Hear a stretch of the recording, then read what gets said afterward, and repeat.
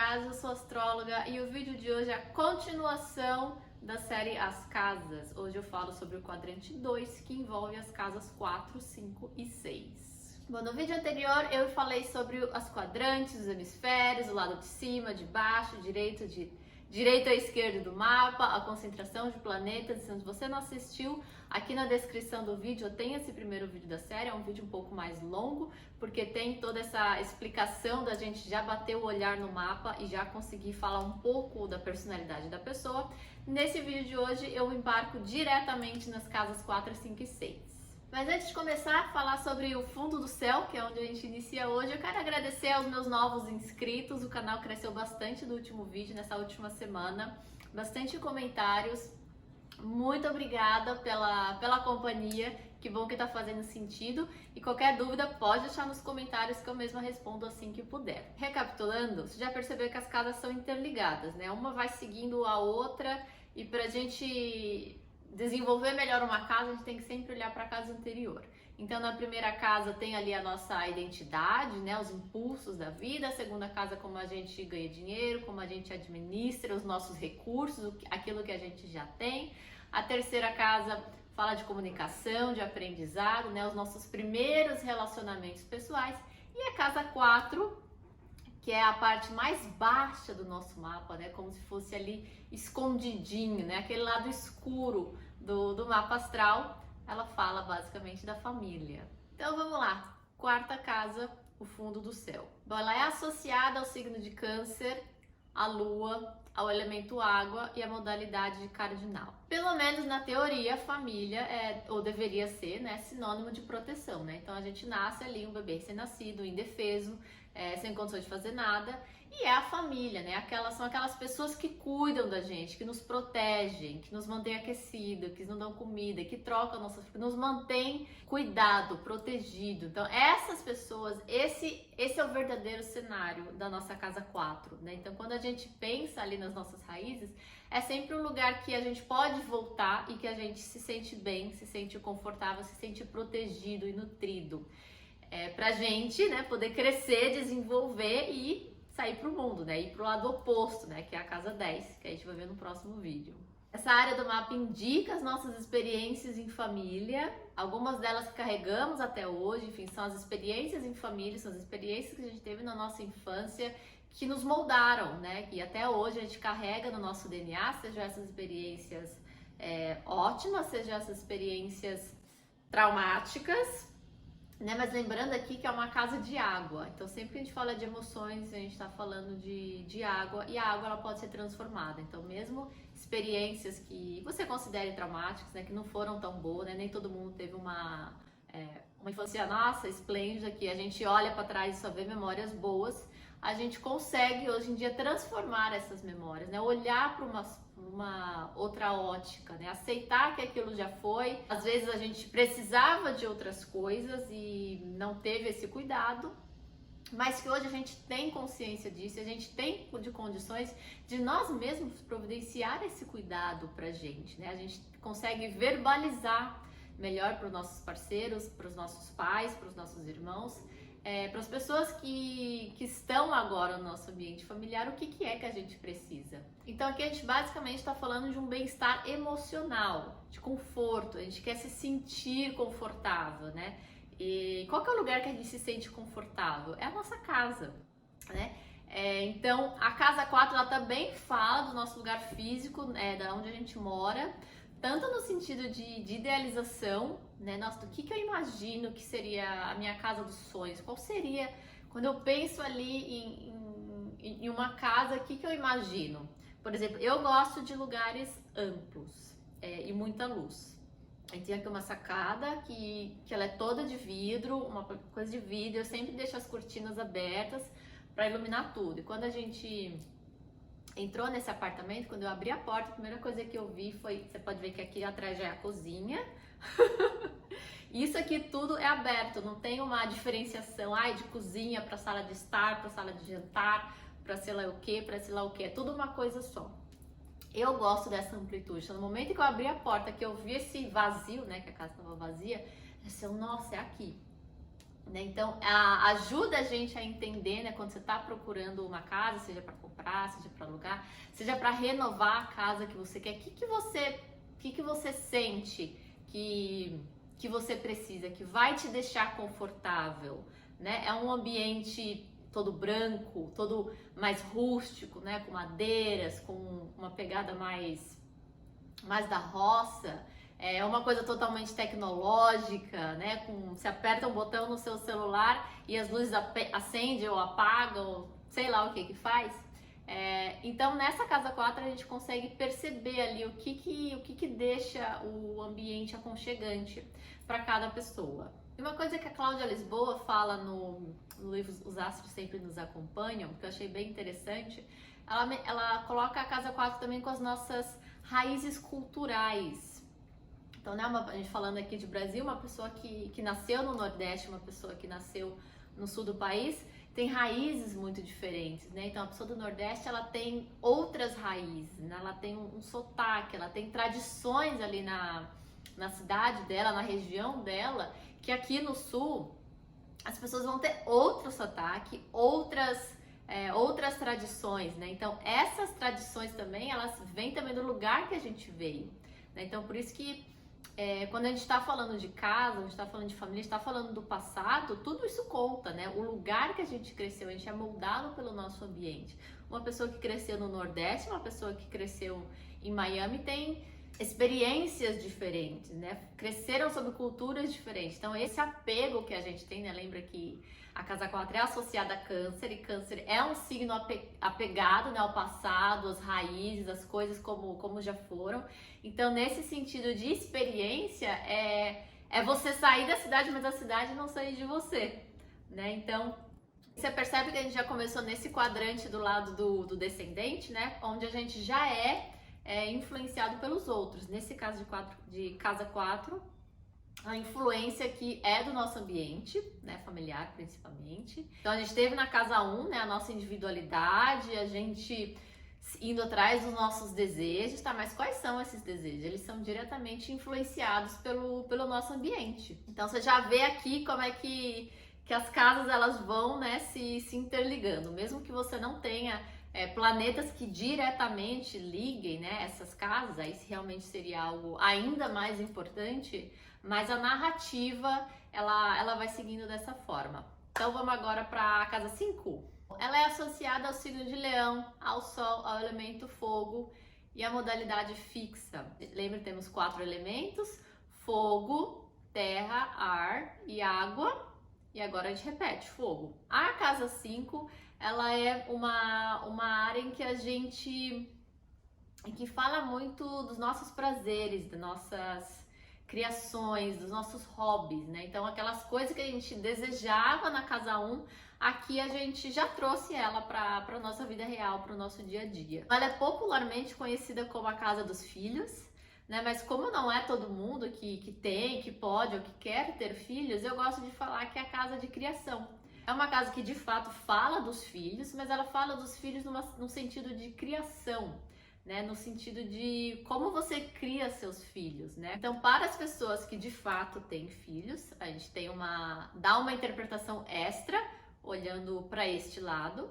E para a pessoa que não tem, a gente está falando das criações dela. É uma casa que fala essencialmente de criatividade, de coisas que a gente cria, né? Do mesmo jeito que a gente cria um filho, a gente cria também um projeto, né? E como que a gente dá constância aos projetos de vida que a gente tem, aos nossos hobbies, as coisas que nos dão prazer. Então aqui a gente tem uma consciência maior da nossa individualidade, né? Que em Áries estava às vezes um pouco mais crua. Aqui a gente tem uma casa regida pelo Sol, né? Então o Sol fala muito da nossa consciência, da nossa individualidade. Quando você percebe que você é bom em algo, você tem que usar aquilo a seu favor.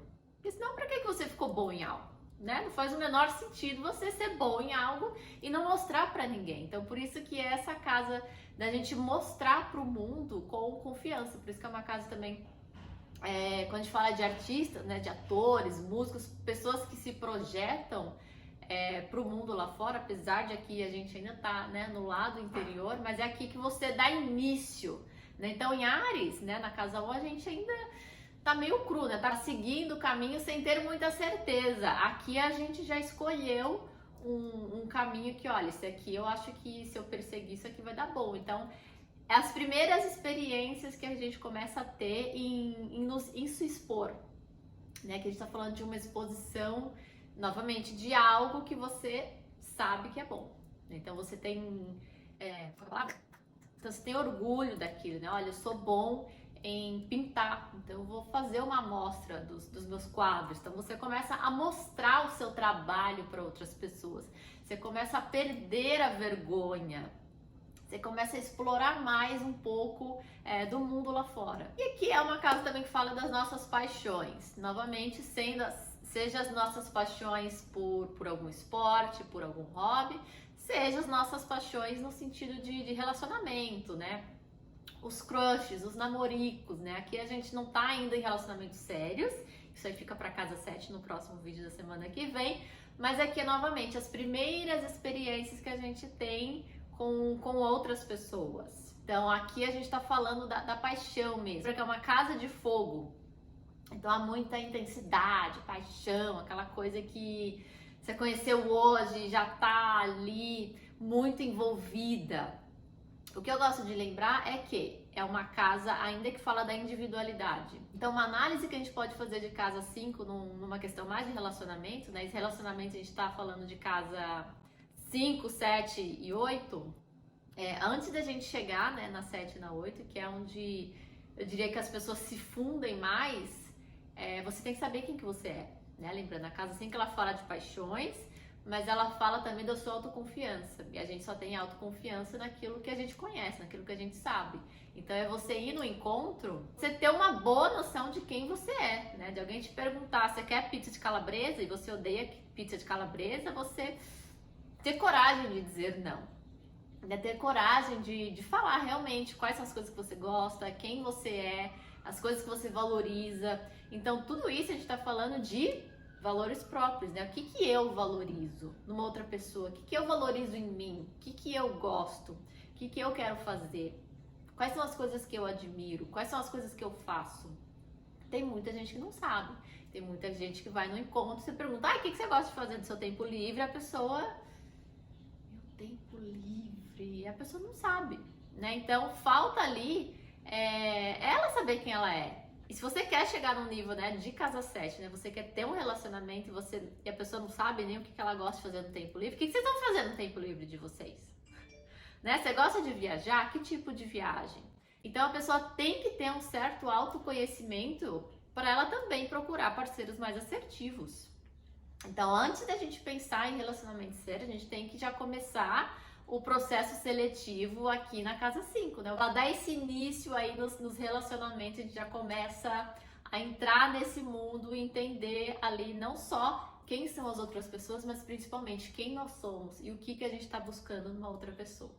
E agora a última casa de hoje é a casa 6, mas antes, deixa seu like, deixa seu comentário, se inscreve no canal. Semana que vem eu trago as casas 7, 8 e 9, hein? Você não vai querer perder. Bom, a casa 6, ela é análoga ao signo de Virgem, ao planeta Mercúrio, ao elemento Terra e à modalidade mutável. Aqui a gente está falando da última casa da parte de baixo do mapa, que é a segunda casa regida por Mercúrio. Lembra que Mercúrio rege a casa 3, né, de Gêmeos. Então, se na casa 3 a gente está falando ali de curiosidade e movimento, aqui na casa 6 a gente está selecionando aquilo que serve pra gente, né? Lembra que Virgem é um signo crítico.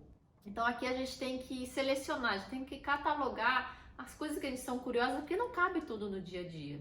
A gente tem outras prioridades, tem coisas para fazer, então a gente tem que se organizar de uma forma que aquilo que a gente tem que fazer, aquilo que é prioridade, aquilo tem que ser feito. A gente não ficou o dia inteiro, né, de cara pra cima no sofá e depois fica se culpando porque não entregou as coisas que tinha para entregar. Bom, a casa 6, ela essencialmente fala de saúde, trabalho e rotina. Como que isso tudo se interliga? Muito simples. A nossa saúde, ela está diretamente ligada aos nossos hábitos. Então, se eu tenho uma rotina bacana, né? Se eu me alimento bem, se eu durmo bem, se eu faço exercícios, eu dificilmente vou ficar doente, né? Então, os signos, os possíveis planetas e os aspectos dessa casa 6, eles falam da nossa qualidade de organização das coisas do cotidiano. Então, como você faz para arranjar tempo, para ter uma rotina de alimentação boa, ir no supermercado, levar as crianças na escola, ir para academia, fazer comida, ir trabalhar, cortar o cabelo, fazer a unha, fazer a rotina de skincare na noite. Tudo isso são hábitos que a gente tem. E como que você prioriza isso? Tem coisa que é para você importante, tem coisa que você gostaria de adicionar na sua rotina e você não está conseguindo encaixar, tem hábitos que você tem que são terríveis, que você gostaria de retirar, mas eles já estão lá há tanto tempo que fica difícil. Então, essa Casa 6, ela fala desses nossos hábitos que leva a gente a ter uma vida muito melhor, com uma qualidade muito melhor. Se a gente trabalhar aqui com o sentido de que Virgem é um signo crítico, ele é crítico no sentido de esse hábito novo, ele vai me ajudar como? Então, você tem que ter esse lado crítico para você selecionar, porque o dia tem 24 horas e tem 24 horas para todo mundo. E quais são as coisas que funcionam para você? Aqui, esse algo ele tem que ser adaptável. Então, não é você ter uma rotina fixa, todo dia às 7 horas da manhã eu já tô correndo. Vai ter dia que você vai ter que adaptar isso. Por algum motivo você não vai conseguir. Então, existe também essa flexibilidade. Aqui a gente não tá falando de uma rotina fixa, regrada, eu tenho que fazer todos os dias dessa forma. E eu vejo muita gente pregando isso na internet, né? Agora chegou o horário disso, chegou aquele. É importante a gente ter essa rotina, mas é importante essa rotina ser também adaptável, porque nós somos humanos, não somos máquinas, então vai ter momentos que a gente vai estar com energia lá em cima e vai ter momentos que a gente vai estar com energia lá embaixo. É importante a gente respeitar. Enfim, todas as fases da vida a gente vai adaptando. A rotina ela vai ficando diferente. Então a gente não pode ter uma rotina fixa achando que vai ser assim pro resto da vida, que eu vou para todo sempre acordar às 7 da manhã e correr 5 km na praia. E sempre tendo em mente que se algo mudar, se algo der errado, você já tem um plano B. Então aqui a gente tá falando de agilidade, lembra? Mercúrio, ele é papum, ele é ágil. Quando a gente fala de trabalho aqui, a gente não tá falando do dream job, né? Eu sonho em ser CEO. Você sonha em ser, seja lá o que for, mas o que você tá fazendo hoje? Como você tá se colocando útil hoje? Aqui a gente tá falando do trabalho na rotina mesmo, do que a gente tem que fazer todos os dias. Então, dentro do seu trabalho, você é uma pessoa que prefere trabalhar sozinho, que prefere trabalhar em grupo, que gosta de ir até a companhia, que gostaria ou quer trabalhar home office. Então, dentro dessa Casa 6, a gente também tem essa percepção de como precisa ser essa rotina, porque o trabalho está dentro da nossa rotina. Então, uma pessoa ela pode ter uma rotina mais acelerada, querer ter uma coisa mais dinâmica, essa pessoa não vai se dar bem trabalhando num cubículo. Você tem que ficar lá das 7 às 8 na frente do computador. Não, às vezes a pessoa precisa de movimento, ela tem que estar na rua, né? Ela tem que estar fazendo outras coisas, ela tem que ter mais de um trabalho. Então, tudo isso tá aí dentro da configuração da sua Casa 6. Então é por isso que a gente trata saúde, trabalho, rotina, tudo junto, porque eles estão interligados. Eles ou melhoram ou pioram a nossa qualidade de vida. Fica aí a reflexão para você, né? Você acha que a tua rotina tá bacana ou a gente tem que dar uma olhada aí nessa Casa 6 e fazer algumas modificações? Me fala aqui nos comentários. E esse é o fim das casas abaixo do horizonte. Bom, aqui a gente tá falando, né, basicamente, como a gente foi projetado, né, a gente tá falando da nossa história, das nossas primeiras experiências, né, seja dos desejos que a gente tem, seja do que a gente já tem, da nossa família, a gente tá aqui olhando para trás, a gente tá começando a ter, né, experiências no ambiente, nossos primeiros ambiente de trabalho. Na quinta que vem eu já começo com a parte de cima do horizonte, onde a gente já está inserido no coletivo, né? Então ali a gente já não tem mais tanto poder como nas casas aqui de baixo, a gente trabalha mais esse poder interno, né? Ali em cima a gente já está mais sujeito a coisas que estão fora do nosso controle, né? Então como que a gente reage a essas situações? E quinta-feira que vem, às 4 da tarde, sai o vídeo das casas 7, 8 e 9. Te aguardo lá. Tchau!